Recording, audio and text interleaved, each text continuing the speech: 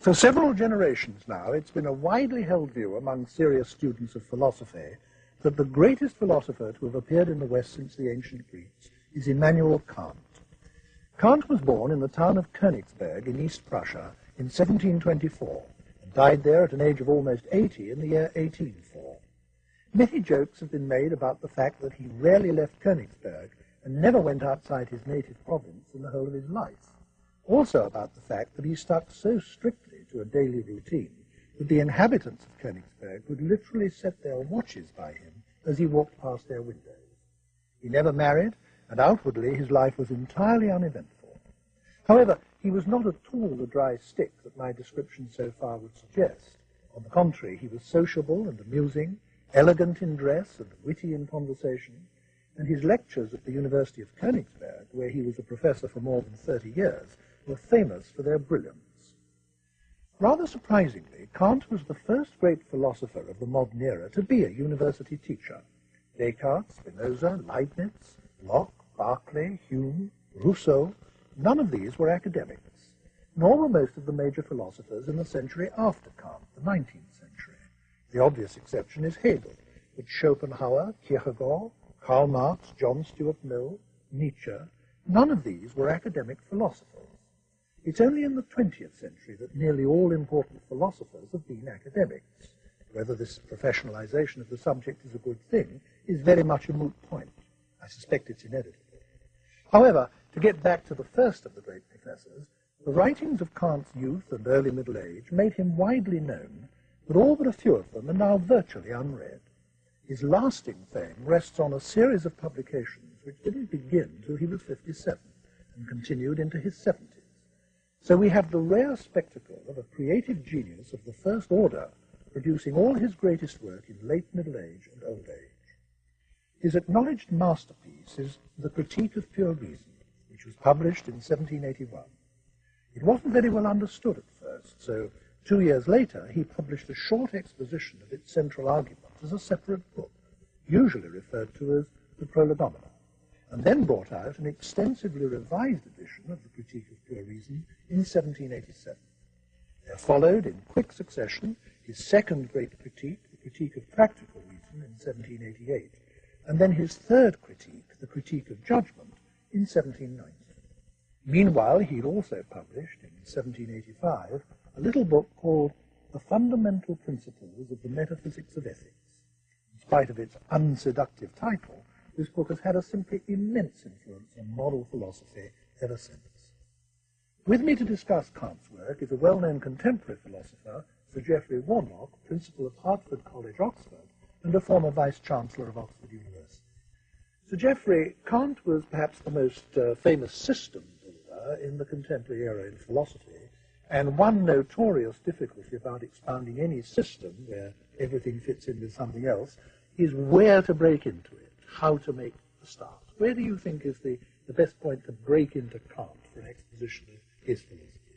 There certainly is that problem. I mean, one of Kant's merits, in a way, was that he was very good at making an immense range of views fit together in a comprehensive and systematic way. But if we are embarking on the discussion, I think it is important not to start off in too technical a way. I mean, he's sometimes represented as conducting a sort of refereeing job between the merits and demerits of rationalism and empiricism, for example, or discussing how there can be synthetic necessary truths. But I think one ought to go rather further back to what the much wider and simpler concern was that really generated these other problems. And that, I would submit, was his concern with an apparent conflict between the findings of the physical sciences in his day and our fundamental ethical and religious convictions. He thought there was a prima facie conflict, inconsistency there. Can you spell out what he thought the conflict consisted in? I think the central and simplest form of the conflict was that it seemed to be a presupposition and indeed Kant thought a well-founded and proper presupposition of the physical sciences, that everything that happens is determined by antecedent happenings, and that there is always a law on the basis of which one can say that what happened was the only thing that could have happened. In the physical world. In the physical world, yes. But, of course, when we're thinking about our own conduct, when we're thinking, say, about moral predicaments we may find ourselves in, we believe that we and everybody else have alternatives before us, and that there are various things we could do, and it's for that reason that we have to accept the responsibility for what we actually do. That was one thing, and he thought that that was prima facie contradicted by a presupposition of physical science. In other words, how in a universe in which the motions of all matter are governed by Newtonian laws, can there be free will? Scientific laws, can there be free will? Yes. Yes. Yes. He was also concerned with the question how a god would fit in to an essentially mechanical and physically determined universe. He wasn't the first philosopher, even the first major philosopher, to see these problems, was he? No, certainly not. They'd been really quite a preoccupation of philosophers all through the 18th century. I mean, ever since the sort of great leap forward, so to speak, in the physical sciences at the end of the 17th century. Among the empiricists, for example, Berkeley had been preoccupied with this sort of problem, and among those in Kant's own tradition, conspicuously Leibniz. No, he certainly wasn't the first. Why was he so deeply dissatisfied, as he obviously was, with what his predecessors had done about this problem? Well, he thought, and I think correctly, that his predecessors had tried to somehow resolve this conflict or bring it to an end by downgrading the pretensions of the physical sciences. And that's certainly true of Berkeley, and I think it's true of Leibniz as well. And to somehow present them as inferior and not having a claim to be an equal contestant with metaphysical doctrine and argument. And for one thing, I think Kant thought that the record showed that that was not the right way to proceed, because on the one hand, the physical sciences seemed to proceed smoothly and progressively from triumph to triumph, with everybody agreeing what had been established and what hadn't. And on the other hand, philosophy looked to him like a sort of chaotic battlefield. No philosopher agreed with any other philosopher. No doctrine was accepted for more than a few years before somebody refuted it, and so on. That's one thing. But then he also thought, and I think this is more important, that Hume, in particular, had raised serious doubts about the credentials of philosophy as a sort of possible intellectual enterprise at all. And he thought that Hume's challenge, if one can call it that, had raised a serious doubt as to whether what the philosophers were professing to do was even in principle possible. He made a famous remark once about reading Hume having woken him from his dogmatic slumber. Yes. I take it that what you're now saying refers to this. Yes. What was the awakening, in fact? What did Hume awaken him to? The problem, I think, in a crude nutshell, was this, that Hume, and indeed Leibniz, and such other philosophers that thought about it, had accepted the general view that propositions can be exhaustively divided into two classes. On the one hand, there are what used to be called truths of reason, which Kant called analytic propositions, where, in a sense, they're really true by definition. Like a triangle has three sides, or a bicycle has two wheels, that sort of thing. Those, they said, could be known a priori, I mean, independently of experience.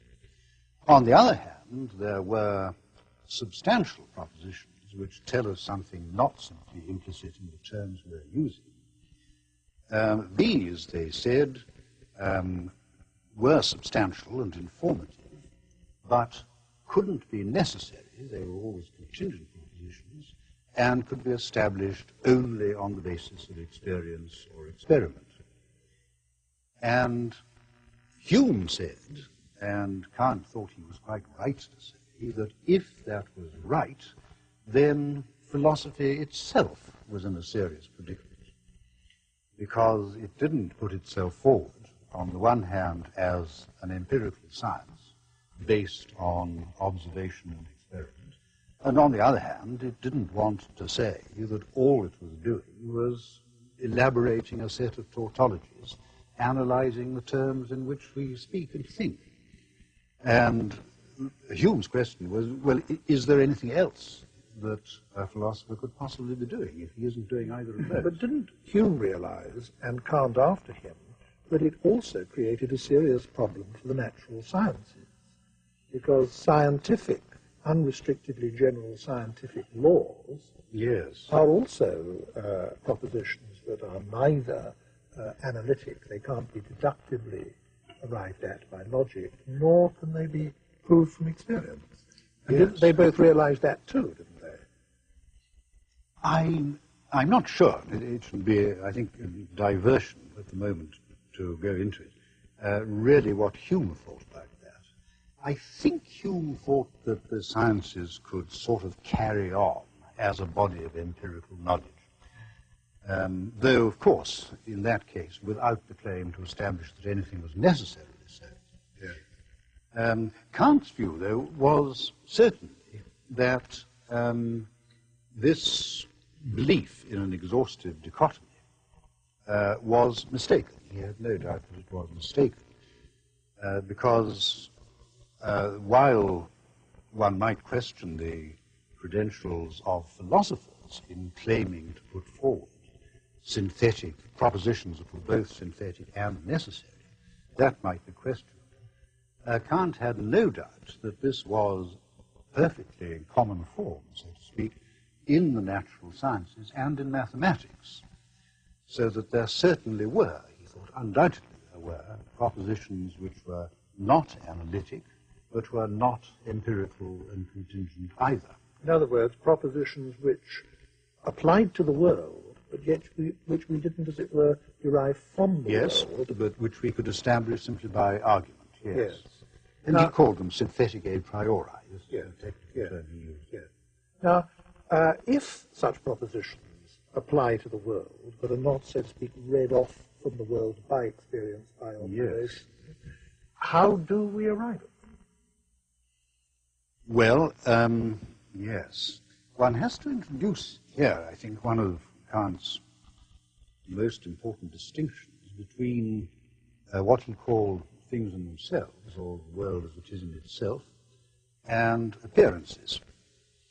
Now, on the question of things in themselves, Kant would have said, we can't make any demands. I mean, things in themselves simply are as they are, and there's nothing we can do about that. But if you move to the topic of the world as we experience it, as it presents itself to us as an object of experience, to the world of what he called appearances, then he said it's a different matter, because there are certain conditions, he claimed, which any world must satisfy if it is to be a possible object of experience at all. For us? For, well, us and other people, I think, too. Yes. He thought it a crucial fact that the world is a common object of experience to an indefinite array of subjects of experience. And if there is to be such a world that can be experienced and known about in common to a community of subjects of experience, then, he argued, there are conditions which it must satisfy. And we can say a priori that appearances must satisfy these conditions. Would it be correct to put what you've just said in the following sort of way, that what there is for us to experience or perceive or know must, of course, depend on what there is to experience or perceive or know, but it must also depend on what apparatus we have for experiencing or seeing or knowing. Yes. And that the apparatus that we have is a contingent matter. I mean, to use a modern example, we happen to be equipped to interpret electromagnetic waves of some frequencies but not others. That's to say, we can receive and interpret heat waves and light rays, but we don't receive and interpret radio waves and X-rays. Yes. And it's imaginable that we might apprehend reality in entirely different terms from those that we do. Yes. Now, Kant is saying, this being so, for us to be able to experience anything at all, it must be such as is apprehensible by our apparatus, by the apparatus we've got. Yes. Now, that's not to say that nothing else can exist, but only that it can't, so to speak, exist for us, that we can't know it or apprehend it. Is that right? Well, I would qualify that in one way. Kant didn't, I think, want to get into considerations about what our sensory equipment specifically is. I mean, what kind of eyes and ears we have.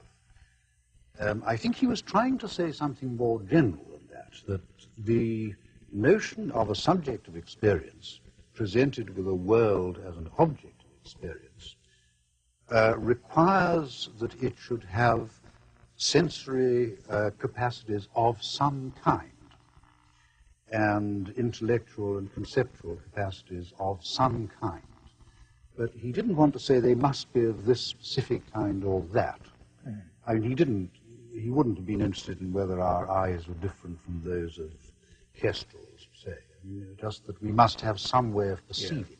Yes. But the point then is that we bring certain, as it were, predispositions to bear, and only what fits into those predispositions can be experienced for us. That's absolutely right, yes. And this was something, the nature of which I think had not occurred to any philosopher before. No, genuinely novel, I think. Yes. Now, what sort of entirely novel view of the nature of human knowledge did this begin to lead him towards?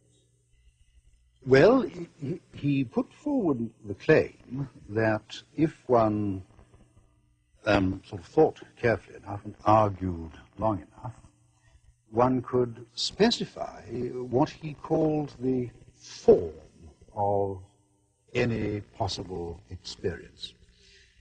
And this he gave the name of this, the metaphysic of nature, and sometimes the metaphysic of experience to this enterprise. What he called the matter, that was a contingent matter. It might be this or that actually happened. But he thought one could spell out and think out what the form, as he called it, of any possible experience must be. And this would be a body of doctrine that would tell you something about the world, of course, because it's telling you what its essential form is, but telling you something necessary. It couldn't be otherwise. And for this, and because there are such propositions, that was why Hume and others of his predecessors were wrong in analyzing all possible propositions into either analytic, which would be true or false by nature of the terms used, and synthetic, or a posteriori, which were true or false according to observation and experience. Yes. We've now got a third kind. Yes. Yes. Now, can you give us an example or two of concepts or propositions which are of this sort? Well, putting it in the most general terms, they divide into two broad classes. First of all, Kant tried to deal with what he called the form of sensibility or perception. And he thought that here one could spell out and work out the fundamental character of space and time. He thought these were imposed upon our experience by the nature of our sensibility. I want to stop you there, because I think this is a very hard idea for people to grasp, to whom it's new. Yes. He was saying that space and time don't characterize things as they are in themselves. Yes, indeed. But are inescapable modes of experience for us. That's right. That we can only experience things in these dimensions. Yes. But independently of our experience, these dimensions can't be said to exist.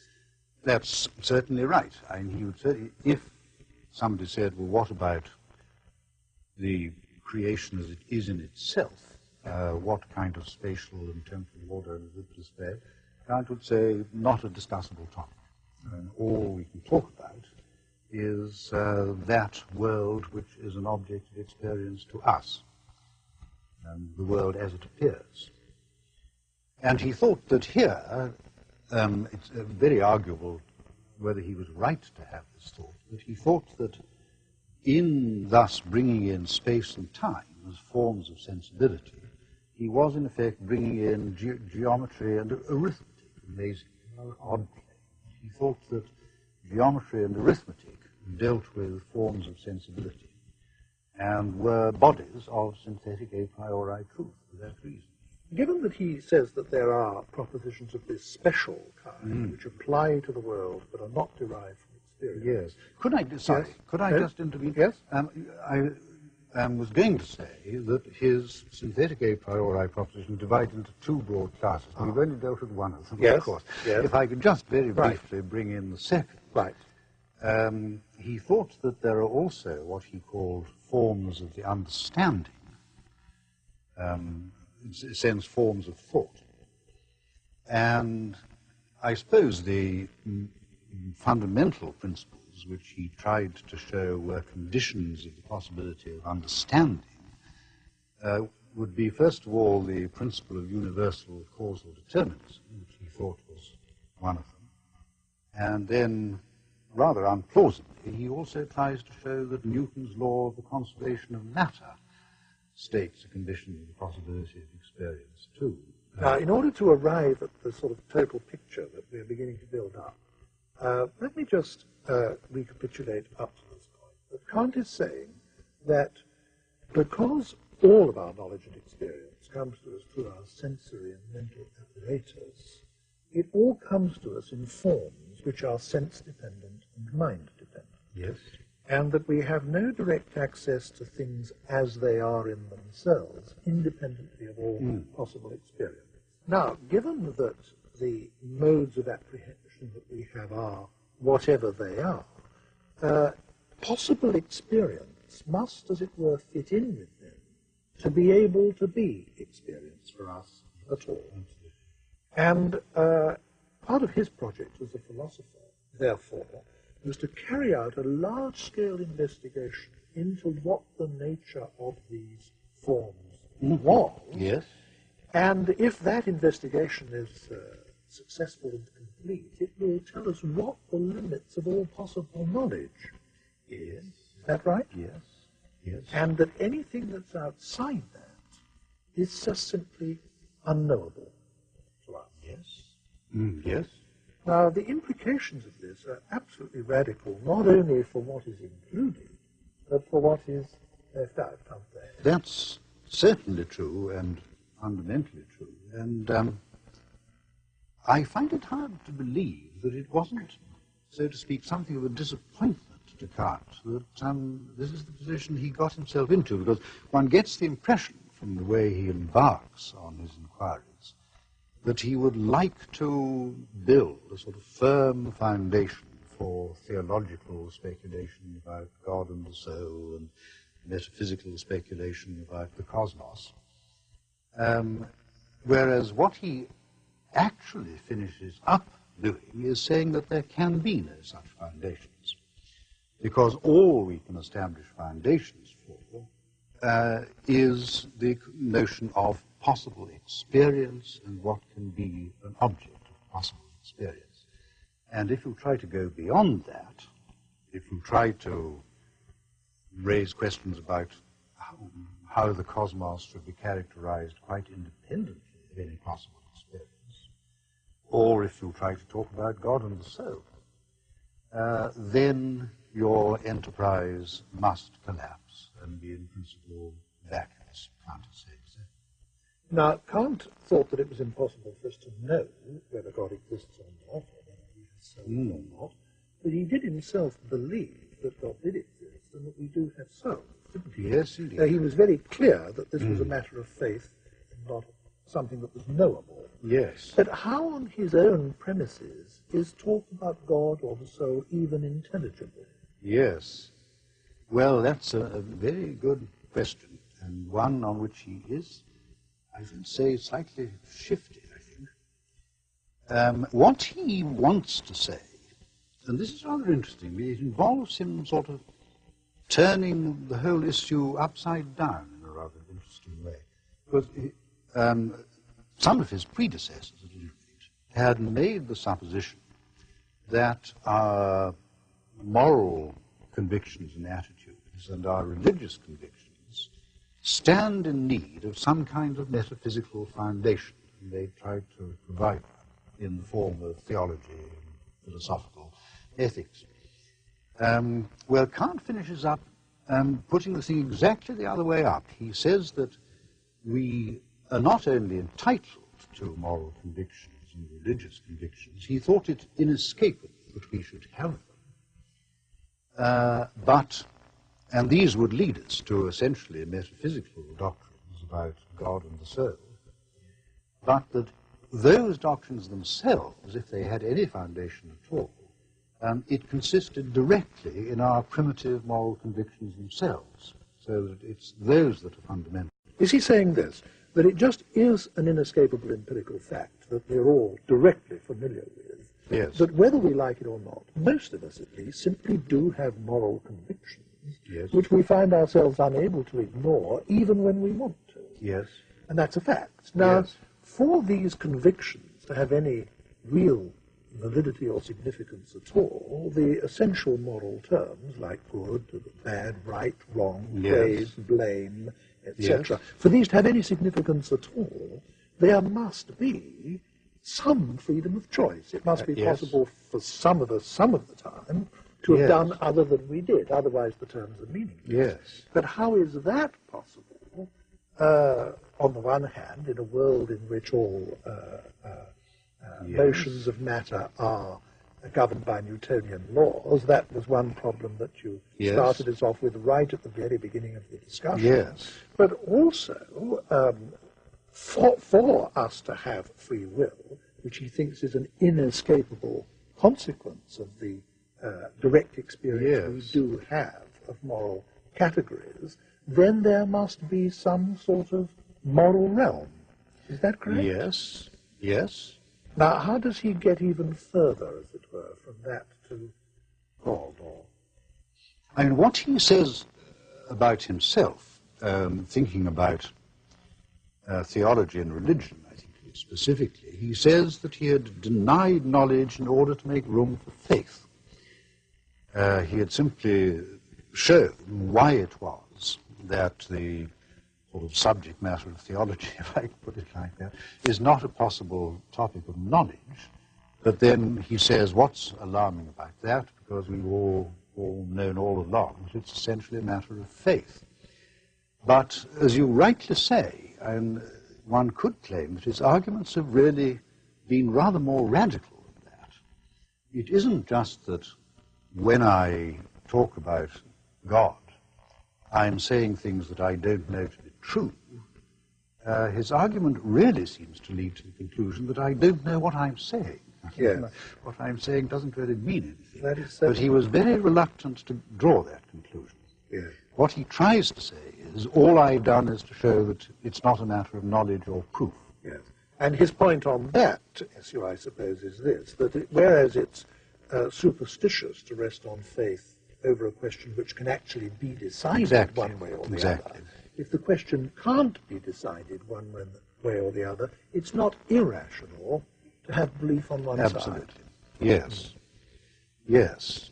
At the very beginning of this discussion, Sir Geoffrey, you said that what the problem that could usefully be regarded as having, as it were, launched Kant on his philosophical enterprise was a perception of an apparent conflict between Newtonian physics Yes. and the requirements of ethics.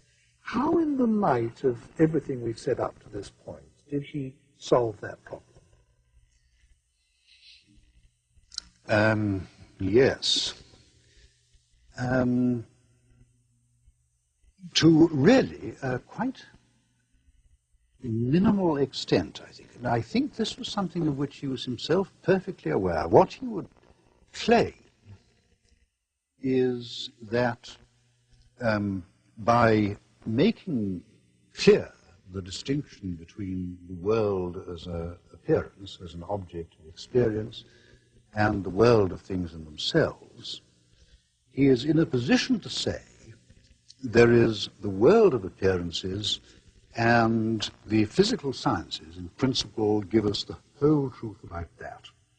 And he believed that they did. He had no doubt that Newton had got it absolutely right, and that a physicist's description of the world as an object of possible experience was correct and could be exhaustive. But, he says, bear in mind that we are there talking about the world of appearances. There is also the topic of things in themselves, and there is room, so to speak, there for other sorts of concepts altogether, of free will, of rational agency, right and wrong, good and bad, the soul.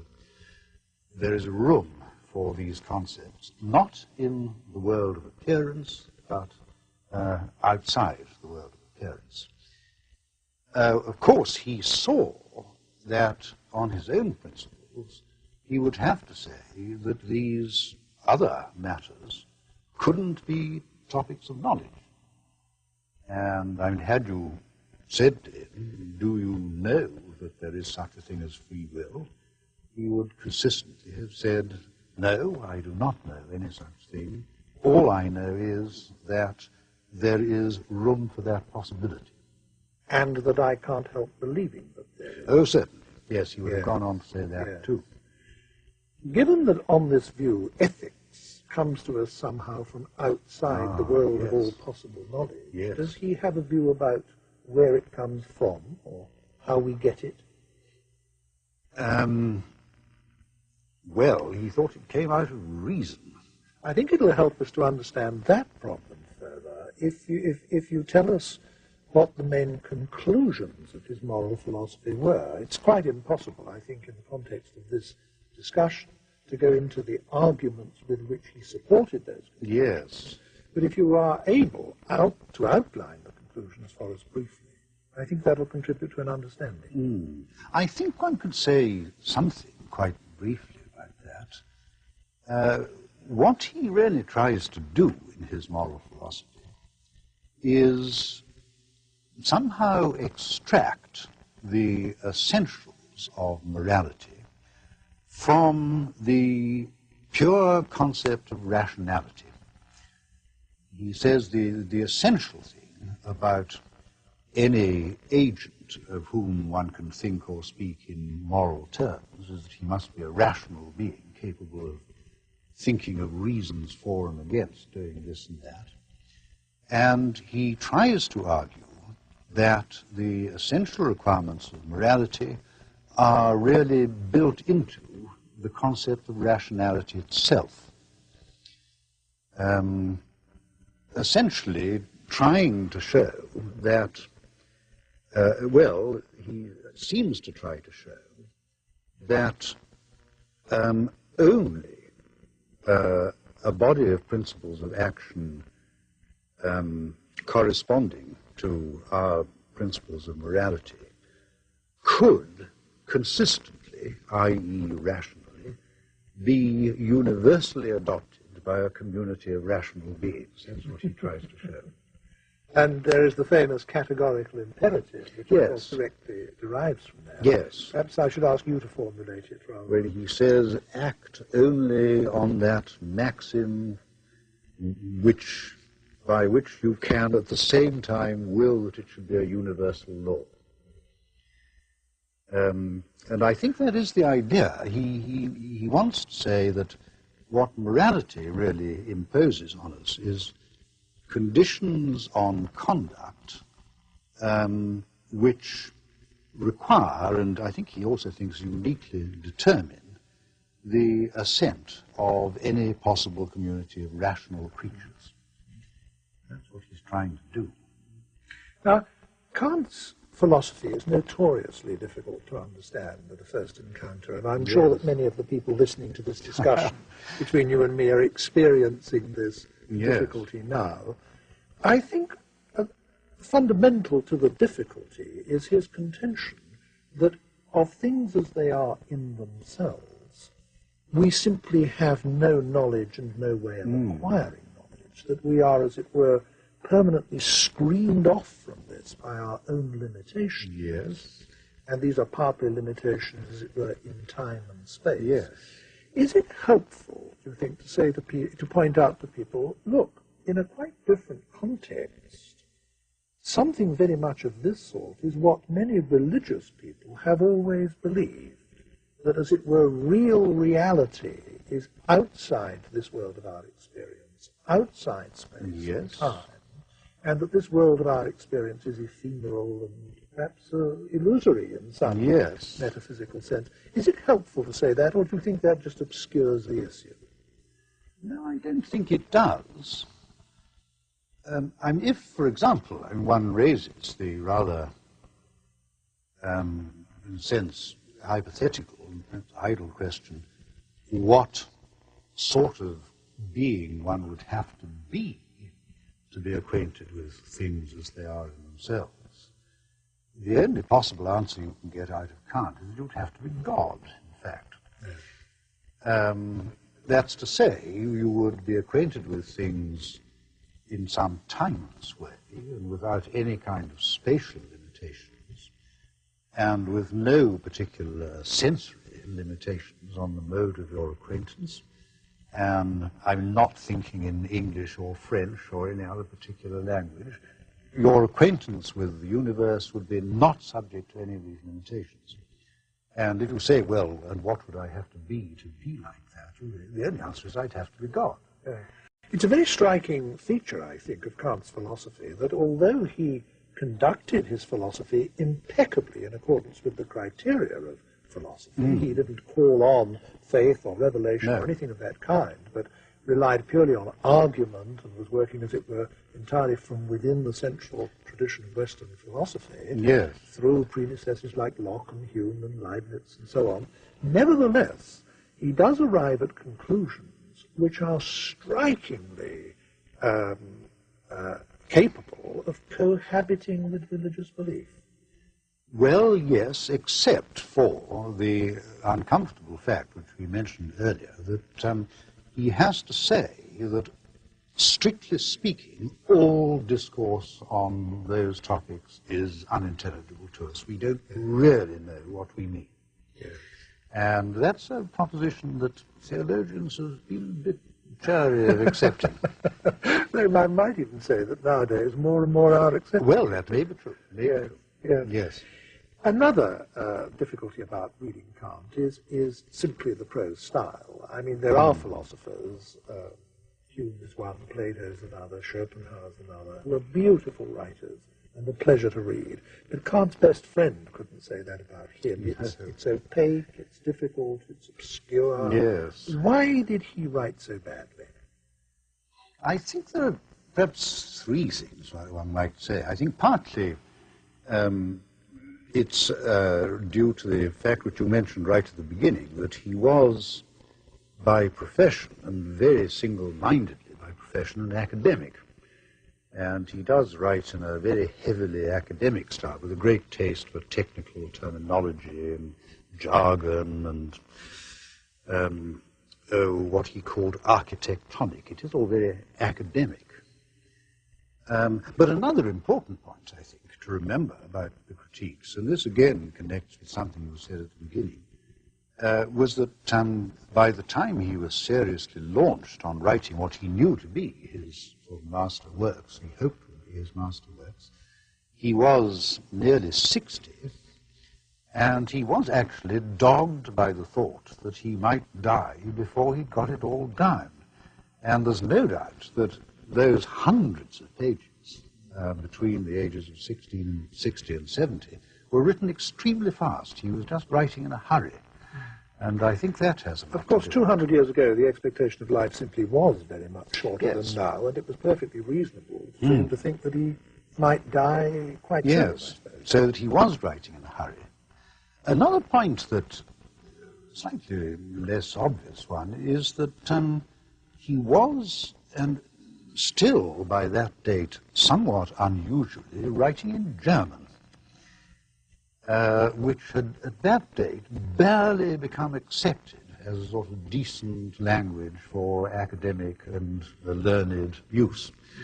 Leibniz, I don't believe Leibniz ever wrote German. It was all either French or Latin. Either French or Latin, yes. And there just wasn't a sort of established style of academic, learned German prose for Kant to adopt, and as, for example, for Berkeley and Hume there was. I mean, English had become a well-established language for that kind of learned use, and I think that may have been a problem to him. He had no sort of models. It's a great sadness, I think, because it's a huge unnecessary obstacle yes. to understanding the work of somebody who, after all, yes, it is an yes. almost incomparable thinker. Yes. I said at the very beginning of this discussion that he's been regarded for generations by large numbers of professional philosophers as the greatest philosopher since the ancient Greeks. Why is his reputation at quite that pinnacle? I think there were... I think I would mention two qualities as entitling him to his pinnacle of fame. I think he was quite exceptionally penetrating in the sense that he was able to see an intellectual problem in something which had previously been taken for granted and as not worth much attention. He was able to see where the problems were. And I think and that's one of the greatest philosophical gifts, to be able to see that there is a problem where everybody else is going on quite happily without thinking about it much. Then I think the other thing, and this connects perhaps with his academic professionalism, he was extremely good at seeing how it all fitted together and how what he'd said on this topic might repercuss, so to speak, on what he'd said somewhere else. And he was very self-conscious about it and professionally methodical in this sort of way. He does, I must say, to me, make writers like, say, Locke and Berkeley, and indeed Hume, excellent though they are, look rather like amateurs. Thank you very much, Sir Geoffrey.